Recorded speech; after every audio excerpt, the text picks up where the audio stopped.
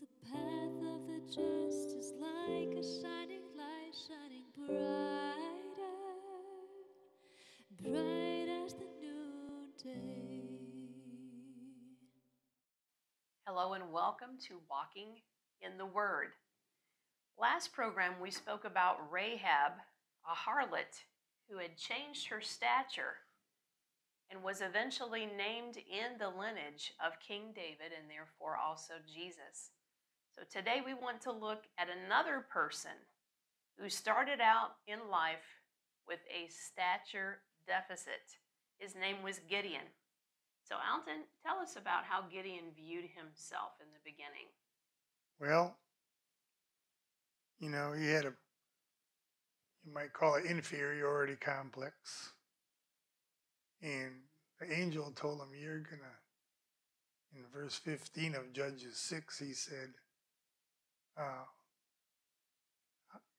the angel had told him, you're going to save Israel.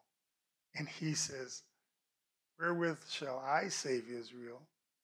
Behold, and not only does he put himself down, but he's trying to make it sound like he comes from a long line of losers. Okay, and I want to tell you, it doesn't matter who your family is or what status they were or what you came out of. God is not worried about your past. He's looking at your future. Okay? And so he says, behold, my family is poor in Manasseh, and I am the least in my father's house. And that word poor, it means we're dangling, we're weak, we're thin. Okay? It means we're slack and feeble and oppressed. We're impoverished. We're empty. We're not equal. That's all in that word. We're poor. Okay?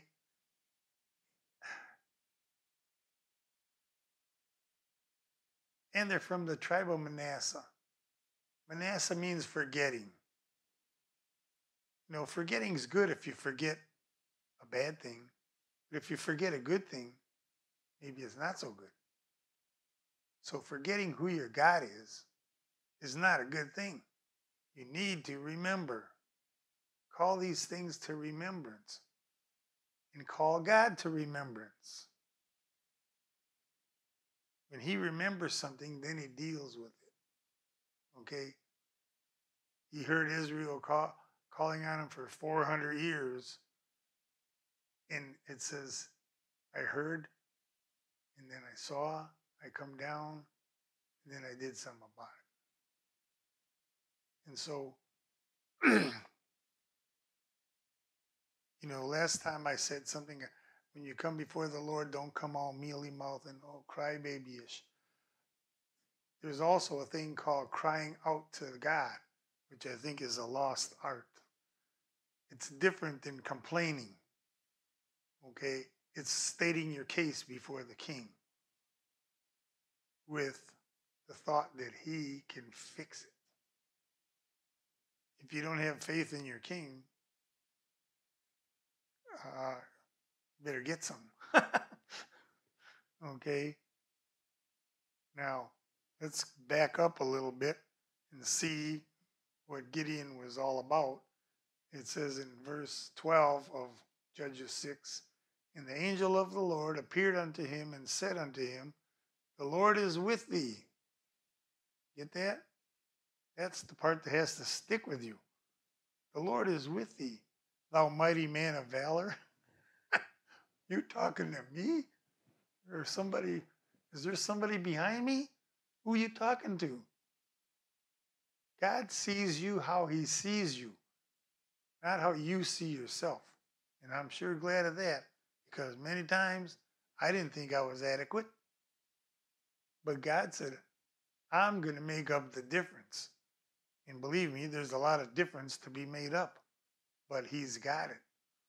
Okay?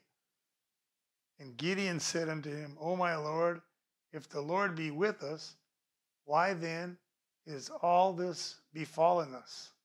And where are all his miracles which our fathers told us of? saying, Did not the Lord bring us up from Egypt? But now the Lord hath forsaken us and delivered us into the hands of the Midianites. And the Lord looked upon him and said, Go in this thy might, and thou shalt save Israel from the hand of the Midianites. Have not I sent thee? And he said unto him, O my Lord, wherewith shall I save Israel? Behold, my family is poor in Manasseh, and I am the least. Okay? It's bad enough I come from this bad background, but even in that, I'm the least. I'm lower than low. Why do we talk about ourselves like this? We're made in the image of God. But we lose that sometime. We get Manasseh. And so the Lord said to him, Surely I will be with thee, and thou shalt smite the Midianites as one man. The body of Christ is one man. Okay? Too often we think we're alone, and we're not. And I find it interesting that Gideon is not the only man who became a mighty man in the hands of God who referred to himself in the beginning or saw himself as being a lesser. If you think about David, who became king, David also was referred to as the least of his brethren. And so you have not just Gideon in this case who says, I'm the least in my father's house. But David also was referred to or looked upon as being the least in his father's house. So it's an interesting parallel, again, concerning stature and how God can take us from where we see ourselves and really reveal to us who he sees us as being, what he sees our stature being. Yes. And, Moses had a problem like that. I am slow of speech. And so Aaron ended up having to be his spokesman. But, when Gideon got the job, he wasn't too sure of himself, of course. But again, your enemies seem to know God more than you do. And he said to him, Go down into the camp of the Midianites and see what they think about all this. Now, before we go any further, who are the Midianites? They were one of Abraham's sons by Keturah, his second wife after Sarah died. And his name means brawling, okay? He's always looking for a fight. So this is why, it's funny how all these people were related a lot of times. The Amalekites were from Esau, and the Moab and Ammon were from Lot. And they're always warring with each other. And the church right now seems like it's just like that. The tribes, we're all different tribes. And I'm better than you, and I know something you don't know, and ha ha ha. Am I going to share it with you? No. But he went into the camp, and the guy said, I had a dream, and a barley cake rolled down the hill, and it smashed the tent. And the guy goes, oh, that's Gideon. We're going to lose. And they knew it, but God's people didn't know it. And so we see God wanting to not prove who he is, like somebody. He don't need to do that. But you need to know who he is. Okay? And so he brings him into this situation. It says the Midianites, and it names off all these different people that were there. Amalekites were their camels, and everything was like the sand of the sea. Well, Israel was supposed to be the sand of the sea, weren't they? So Gideon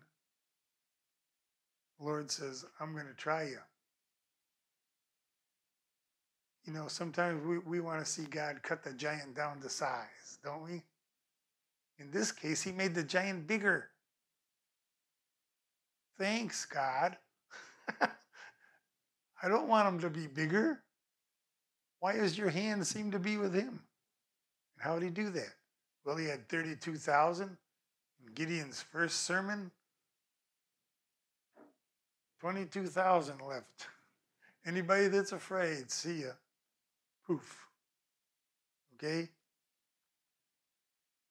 Not putting this down or being judgmental, but it's a fact. A lot of mega churches have a lot of people in them, but they're not ready to do battle yet. Okay? And I'm not going to fault them for that. You don't send somebody into battle that's not ready. And so, if you're afraid, you can't handle this yet, leave. And they did. Then he said, now we're going to try some more. What are we going to do next?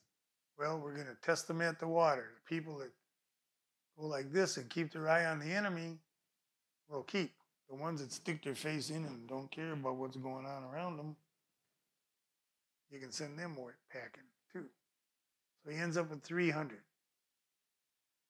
Now, I like history and I study it for different reasons.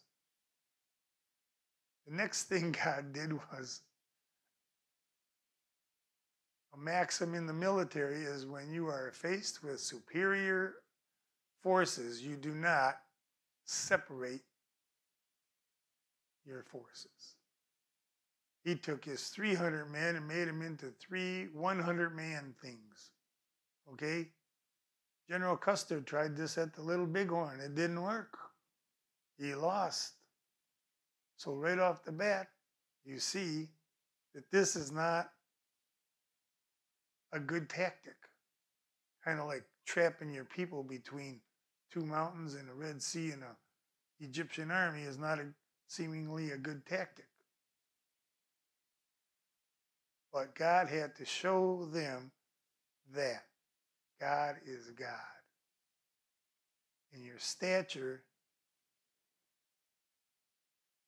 you know, if you had a big brother and some guys were picking on you, and big brother showed up, I think your stature increased, didn't it? Maybe not your personal stature, but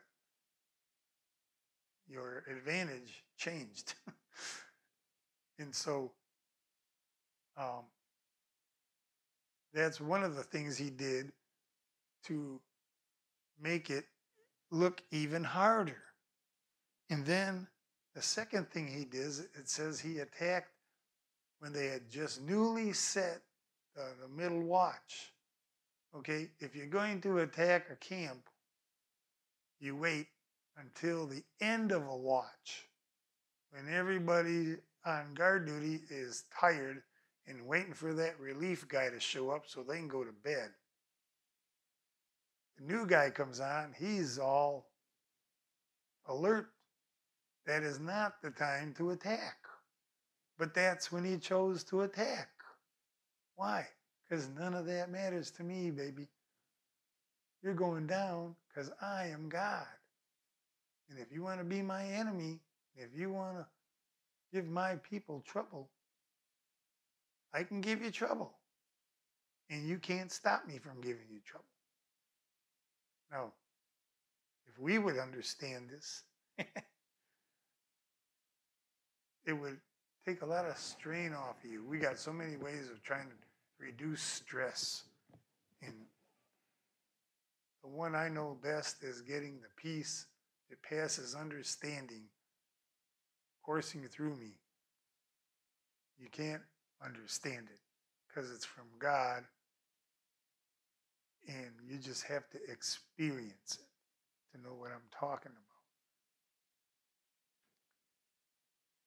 And so Gideon actually was sent by God to go spy on the enemy camp, wasn't he? Yes. To see what they were saying. And God used that in a mighty way in Gideon's life, because the Lord actually strengthened Gideon by letting him hear a prophecy of victory. essence, out of the enemy's mouth. And this is what he says in Judges 7:13 and 14. When Gideon arrived near the camp of the Midianites, there was a man telling a dream to his friend. He said, "Listen carefully. I had a dream. There was a loaf of barley bread tumbling down into the Midian camp, and it came to the tent and struck it, so that it fell and turned upside down so that the tent lay flat."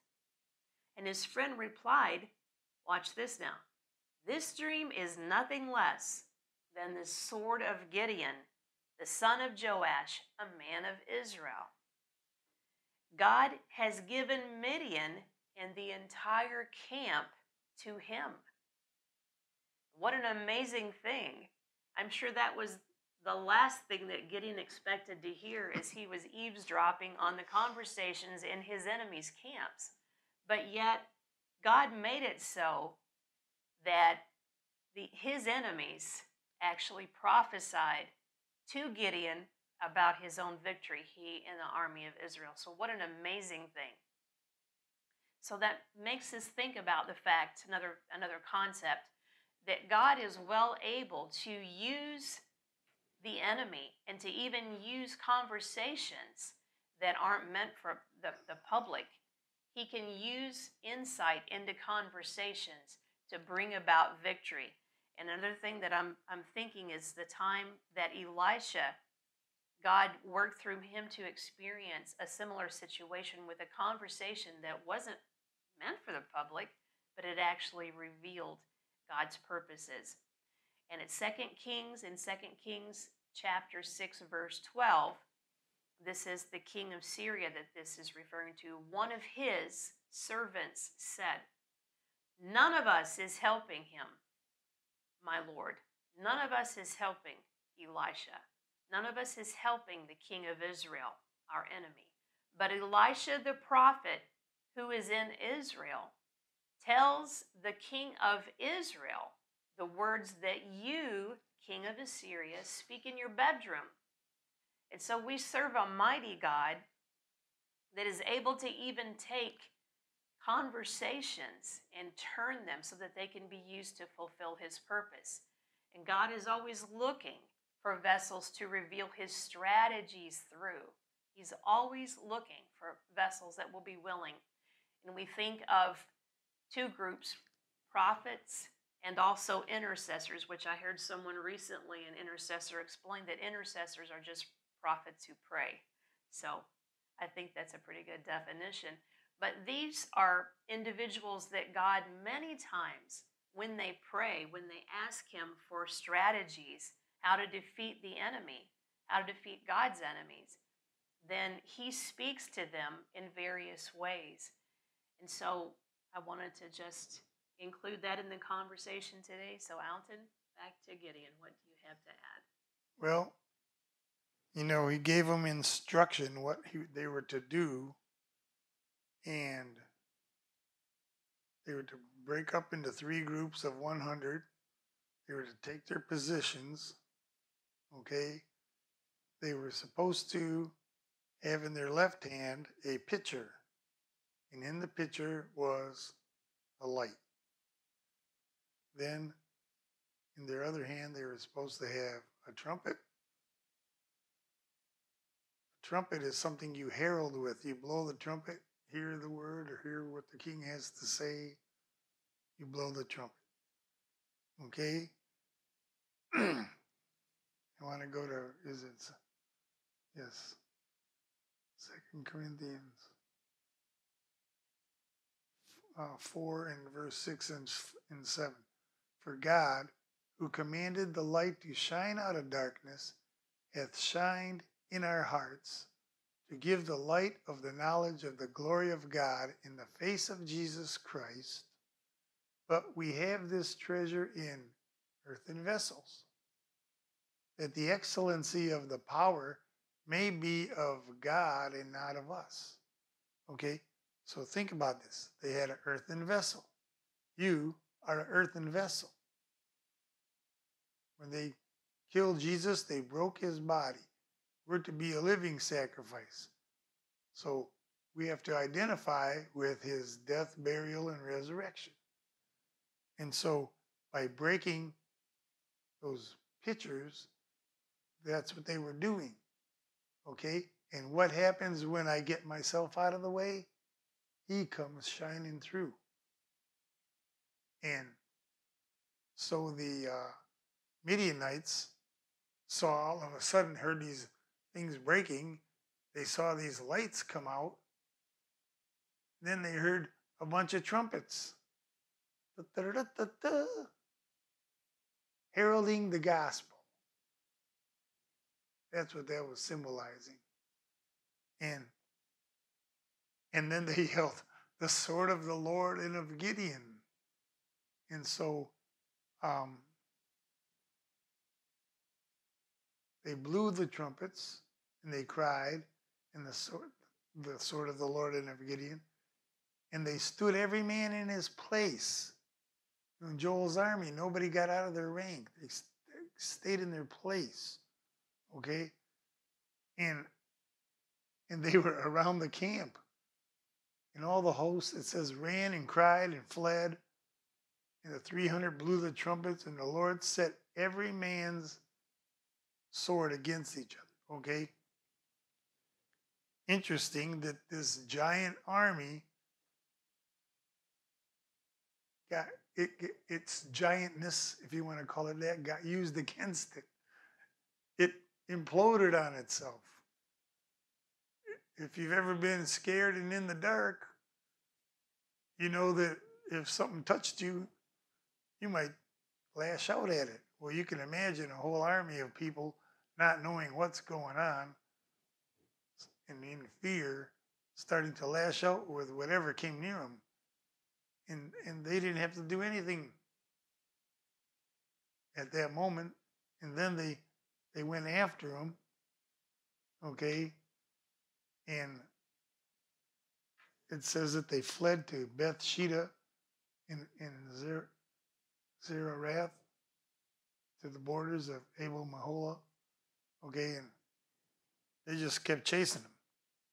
You can look up every one of those towns where they chased them to see what that means. It's always interesting to look up those words like that. But we see that this giant got cut down to size, and all Gideon had to do was obey.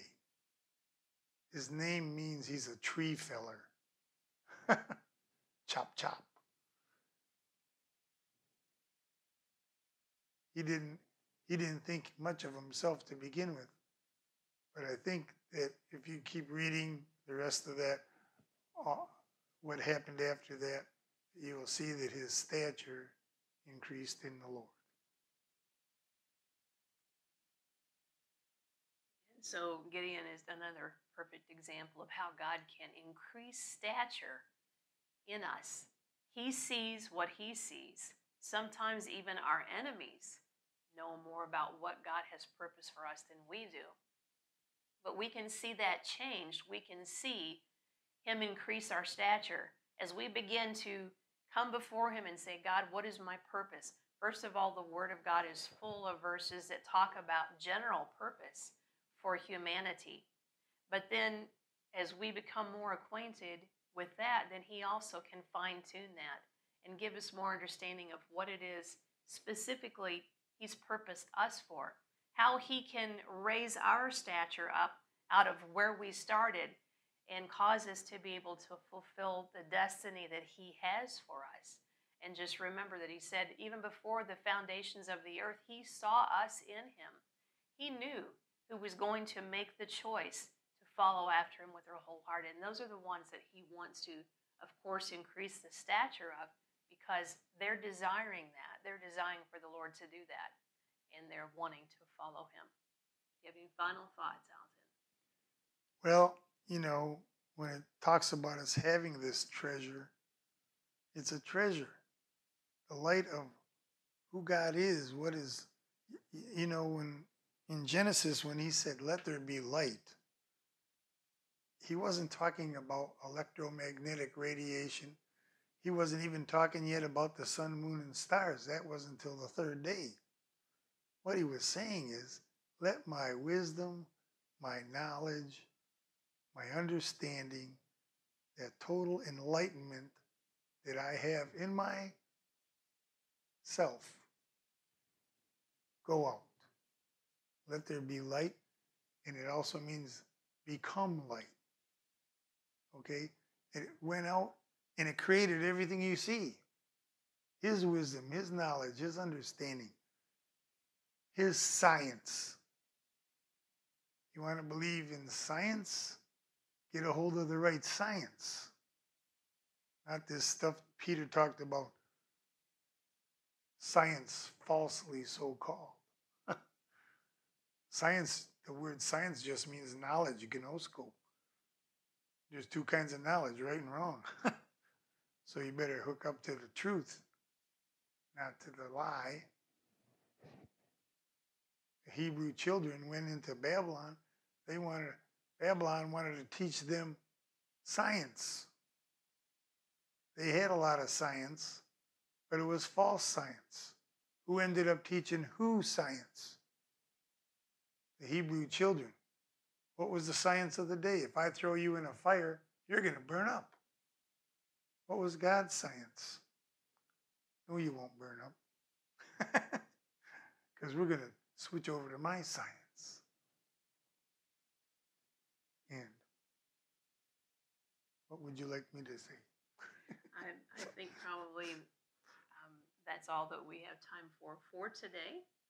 But we will be back and we'll share more of what the Lord's put on our hearts to share with you concerning the concept of God raising us up in stature and Christ becoming more evident in us as we allow him to transform us and change us. So God bless you. Have a good day, and we will see you next time.